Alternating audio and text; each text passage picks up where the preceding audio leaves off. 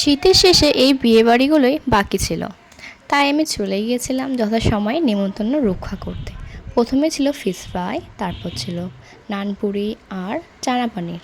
স্যালাডটা যদিও ফিশ ফ্রাইয়ের সাথে আসার কথা ছিল, একটু লেট করেছিল আসতে। নো প্রবলেম, খাবারটা কিন্তু অনেক টেস্টি ছিল। তারপর তো আমি প্লেট ফাঁকা করে বসেছিলাম কখন বিরিয়ানি আসবে। বিরিয়ানি ফাইনালি চলে এলো। তারপর আমি খেতেও শুরু করলাম। চিকেন বিরিয়ানির সাথে ছিল চিকেন চাপ, যার ফ্লেভারটা ছিল অসাধারণ, খুবই সুন্দর টেস্টি রান্না করেছিল। তারপরে আমি মেখে খেলাম আর তারপর স্যালাড দিয়েও খাচ্ছিলাম। বিরিয়ানির সাথে স্যালাডটা না হলে না ঠিক ভালো লাগে না।